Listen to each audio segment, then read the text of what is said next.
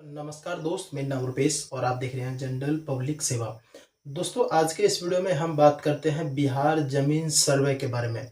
अब देखिए, जैसे कि आप लोगों को पता ही होगा कि बिहार में जो है ऑलरेडी सर्वे चल रहा है।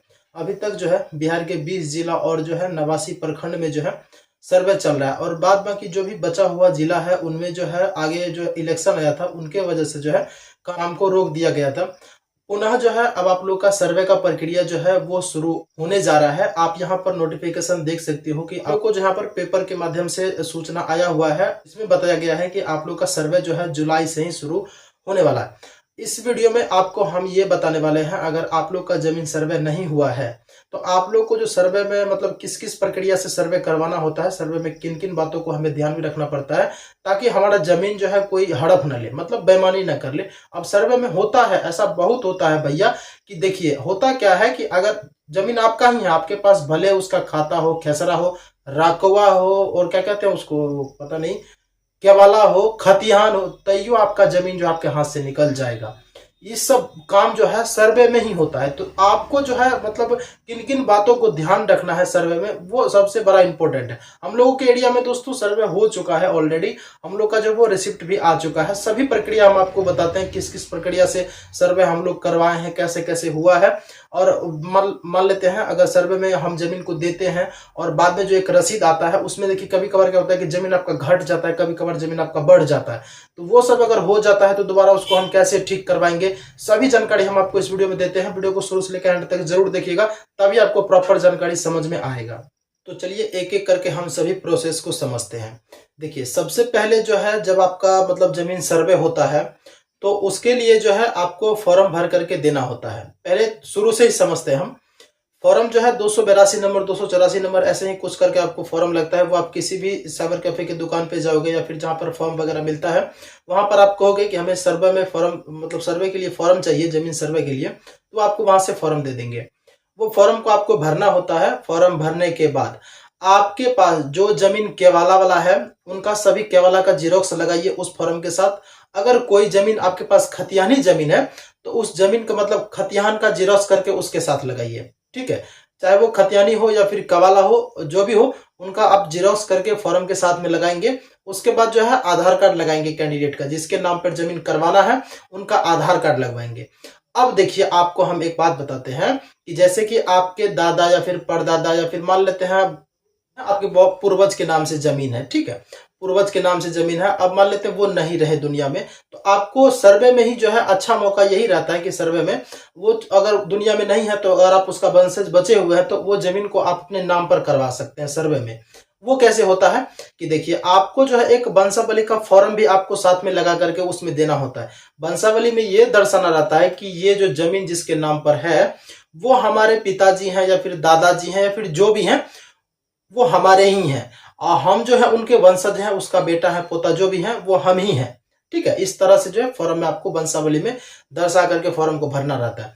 अब हो सकता है एक आदमी के नाम पर जमीन है, उनका दो गो, 3 गो, 4 गो, 5 गो बेटा है, उनका उनके बाद भी उसका भी फिर बेटा है। तो देखिए, उस जमीन को जिस तरह से आप बांटना चाहते हैं उस तरह से उस जमीन को बांट सकते हैं, ठीक है। बंटवारा यहीं पर करके जो है सर्वे में अगर आप दे दोगे तो जिसके जिसके नाम पर आप जितना जितना जमीन डाल करके सर्वे में डालोगे उतना उतना जमीन जो है उसके नाम पर मतलब उनके उनके नाम पर चला जाएगा। तो ये भी एक अच्छा खासा मतलब आप लोग का सहूलियत हो जाता है कि बाद में आपको कोर्ट कचहरी का चक्कर नहीं लगाना पड़ता है, कि आपका सर्वे में सारा काम हो जाता है। इस तरह से भी आप कर सकते हैं। ये सभी फॉर्म को जो है आपको मतलब जमा करना होता है कहां पर, शिविर में। इनका शिविर लगता है पहले आपके पंचायत में, जो है आपके हर एक पंचायत में इनका शिविर लगता है। शिविर जो है आप मतलब आपके पंचायत में लगेगा तो आपको पता तो चल ही जाएगा। वैसे आपको खबर मतलब भिजवा देता है आपके घर पर, आपके गांव मोहल्ले में जो है वो लोग करवा देते हैं कि शिविर लगा हुआ है, 1 दिन के लिए, 2 दिन के लिए, 5 दिन के लिए, फिर जितने दिन के लिए वो आपको खबर दे देते हैं कि यहाँ पर शिविर लगा है, आप जाकर के सर्वे वाला आए हुए हैं, फॉर्म को जमा कर दीजिए। तो जो डॉक्यूमेंट हम आपको बतलाए हुए हैं, जो जमीन जैसा है उनका वैसा डॉक्यूमेंट जो है लेकर के फॉर्म के साथ में जो है आधार कार्ड लगा करके, अगर बंटवारा वाला प्रॉब्लम है तो वो अभी हम आपको समझाई दिए, सभी डॉक्यूमेंट को अटैच करके पिनअप करके, जो मान लेते हैं आपका अलग अलग जमीन है तो आप अलग अलग फॉर्म भर करके देंगे। अब ऐसा नहीं कि भाई साहब एगो फॉर्म ले लिए, जमीन 20 गो जगह का है तो ओकरा में सबको घुसा दिए, नहीं, 20 जगह का अगर 20 गो प्लॉट है, 20 गो का जमाबंदी अलग अलग है, यानी कि कवला अलग है, खतियान अलग है, सबका अलग अलग है, तो आप अलग अलग भर करके दीजिएगा, एक में सबको नहीं दे दीजिएगा, अलग अलग आपको देना है। वहां पर जाकर के आप फॉर्म को जमा करेंगे। फॉर्म जमा करने में एक भी रुपया नहीं लगता है। ये पूर्ण रूप से सरकारी काम है और निःशुल्क है, मतलब फ्री में है। आपको वहां पर पैसा कौड़ी किसी तरह से डिमांड नहीं किया जाता और ना ही देना भी। अगर आप देते या फिर लेते वक्त अगर आप पकड़े जाते हो तो आपके ऊपर बहुत ज्यादा जो कानूनी कार्रवाई होगा। तो इन बात को भी आप ध्यान में रखेंगे कि पैसा कौड़ी का काम जो बिल्कुल भी नहीं करना है, ठीक है। अब वो फॉर्म जब आप दे दोगे तो उसके बाद जो है आपके जमीन पर कुछ दिनों के बाद जो है वो अमीन आते हैं, सरकारी जमीन होते हैं, वो लोग नापते हैं जमीन को कि जो आप पेपर दिए हो, जितना जमीन का आप दिए हो वाकई में आपका जमीन उतना है या फिर उससे ज्यादा है या फिर उससे कम है। तो उस प्लॉट पर जो है आपको वहां पर मौजूद रहना होता है। ऐसा नहीं कि भाई साहब अमीन आ गया जमीन नापने के लिए, हम चल गए वहां पर, मतलब जो की कहते हैं भैंसिया को कुट्टी काटने के लिए, भैंसिया खिलाने के लिए, नहीं। आपको जो है प्लॉट पर रहना होता है, ठीक है। प्लॉट पर रहोगे और अपना देखोगे कि भाई साहब मेरा जमीन जो है वो कहाँ से कहाँ है।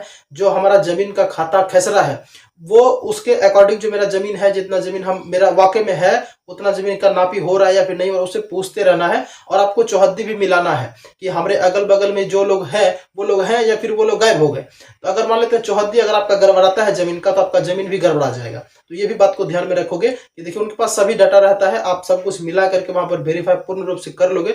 उसके बाद ही जो है आप उनको जाने दीजिएगा, अमीन को पूर्ण रूप से वेरीफाई आपको हो जाना है कि नहीं भाई साहब कुछ ठीक है।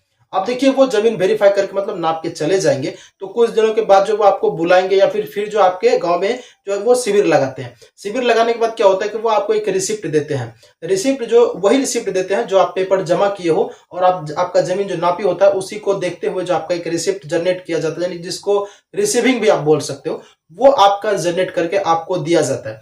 उसमें आपको केवल यही मिलाना रहता है कि भाई साहब जो जमीन हम मेरा वाकई में है वो जमीन आया है या फिर नहीं आया है। अगर मान लेते हैं जो रसीद आपको मिला है, अगर आप उस पर एक्शन नहीं लेते हो तो आपको जो है उसी रसीद के हिसाब से ही जो आपका नया जो खतिहान बनेगा वही रसीद के हिसाब से आपका खतिहान बन जाएगा। मान लेते हैं किसी तरह से जो आपका जमीन में आपत्ति है, मतलब गड़बड़ी हो गया, जैसे कि खाता गलती हो गया, खेसरा गलती हो गया, जमीन मेरा घट गया है। जमीन बढ़ गया तब तो नहीं है बोलोगे आप, ये भी हमको पता है। जब मान लेते हैं अगर घट गया तब क्या करोगे, फिर से जो है एक आपको आपत्ति फॉर्म आता है, ठीक है। फिर आपको एक आपत्ति फॉर्म जो है लेकर के आपको जमा करवाना होता है वहीं पर, ठीक है। इन बातों को तो हम छोड़िए दिए हैं, वैसे हम आपको देखिए लगभग बता ही रहे हैं कि देखिए पूरा जो है जानकारी, मतलब जमीन अब अधिकारी को जो है पेपर तो आपको हम देने के लिए बता ही दिए कि पूरा जमीन का जो है आपको डॉक्यूमेंट जो है उनको देना ही है। उनके बाद देखिए फॉर्म को जो है शिविर में जाकर के जमा करना होता है, ये भी हम आपको बतला ही दिए हैं। आपत्ति फॉर्म, अभी आपत्ति पे ही अटके हुए हैं। देखिए अगर मान लेते हैं किसी तरह से अगर आपका गलती पकड़ा जाता है तो उस केस में आप क्या करोगे कि आपत्ति फॉर्म ले करके जो है फिर से फॉर्म भर करके आपको जमा करना होता है कि भाई साहब मेरा ये जमीन जो है ये गड़बड़ा गया है, इस जमीन का ये चौहद्दी है, ये खाता है, ये खेसरा है, और आपको तमाम जानकारी उसमें भर करके फिर से लगा करके उसमें देना होता है कि ये जमीन मेरा घट गया है, इसको आप पूरा करके दीजिए। फिर से वो वेरिफिकेशन करेंगे, वेरीफाई करेंगे, फिर दोबारा आपको रसीद मिलेगा, फिर जाकर आपका जमीन जो वो ठीक हो जाएगा। तो इस पर आपको लगे रहना होता है, ऐसा नहीं कि दे दिए हो गया छोड़ दिए, हो गया आपका जमीन जो खत्म है दूसरे के नाम से हो जाएगा, कुछ नहीं कर पाओगे आप, ठीक है। तो ये सब देखिए होने का कुछ भी हो सकता है, लेकिन आपको झोल झाल बहुत लंबा हो जाएगा, तो इन बात को आप ध्यान रखेंगे। अब देखिए फॉर्म जो है मतलब जमा करने के बाद जो है कुछ नहीं करना होता है, केवल इंतजार करना होता है आपका रसीद आने का। मतलब जो पेपर जो आप देते हो सर्वे वाला, वो रसीद आपको केवल आता है, उसका केवल इंतजार करना होता है। आने के बाद जो है किसी पर गड़बड़ी है तो आपत्ति फॉर्म भर करके लगा दीजिए। उनके बाद जमीन सर्वे जो है कैसे करवाएं, अब भाई कैसे करवाएं वो तो आपको देखिए तभी से वही बता रहे हैं। अब देखिए रसीद जो है मतलब क्या, अब देखिए एक प्रकार समस्या है कि देखिए बहुत लोग करते क्या है कि जो सर्वे में फॉर्म को देते हैं ना भाई, ओकरा पास रसीद जो जितना पुरनका होता है 87, 85, 83 ईस्वी का लगा देता है। बहुत बड़का गलती आप ये काम कर रहे हो, ठीक है। वैसे तो अगर आप सर्वे में देते हो तो कोई दिक्कत नहीं है, 85 का हो चाहे 83 को सब चल जाता है, ठीक है। लेकिन नियम और कानून यही कहता है कि भाई साहब आप रिसेंट का रसीद दीजिए, नया रसीद दीजिए, ठीक है। अगर आप रिसेंट का रसीद नहीं देते हो तो प्रॉब्लम आपको हो सकता है कि आपके ऊपर जो है लगान ज्यादा हो जाए या फिर इन फ्यूचर और कोई समस्या आ जाए। तो इस वजह से जो आपको उसकी रसीद जो तो वो करंट रसीद दीजिए।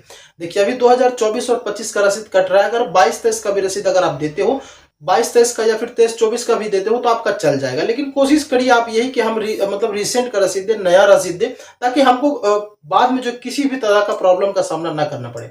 अब मान लेते हैं भाई साहब अभी जो मेरा प्रॉब्लम है वो 1 रुपया में सॉल्व हो रहा है, हम उसको इग्नोर कर देते हैं, आगे चल के वो 1 रुपया जो है 100 रुपया में कन्वर्ट हो जाता है, वो प्रॉब्लम 100 रुपया में अब सॉल्व होगा। तो अब बताइए 1 रुपया सही है या 100 रुपया सही है? तो आपको जो है पहले ही ये सब काम करवा लेना होता है। ऑलमोस्ट हम आपको देखिए सभी जानकारी दे दी है इस वीडियो में। अगर आपको और कुछ समझना है और कुछ जानना है सर्वे से रिलेटेड तो आप मुझे कमेंट करके बताइएगा भैया, जहां तक हमारा पता होगा ना वहां तक हम आपको आवाज ही बतला देंगे। आप लोगों से दोस्त एक छोटा सा अनुरोध है, चैनल को सब्सक्राइब कर दीजिएगा, वीडियो को एक लाइक कर दीजिएगा। हमेशा आप लोगों के लिए ऐसे ही वीडियो बनाते रहते हैं और इन फ्यूचर बनाते भी रहेंगे। तो ऑलमोस्ट मैं आपको सारा जानकारी दे ही दी है। कोई सवाल होगा तो आप कमेंट करके पूछ लीजिएगा, हम आपको आगे वीडियो बना करके बता देंगे या फिर कमेंट में ही उसका जवाब दे देंगे। तो चलिए दोस्तों हम इस वीडियो को करते हैं एंड। अगर आपने पूरा इस वीडियो को वॉच किया हो तो वीडियो देखने लगता है तो दिल से धन्यवाद दोस्त। मिलते हैं किसी दूसरे वीडियो के साथ, तब तक के लिए जय हिंद।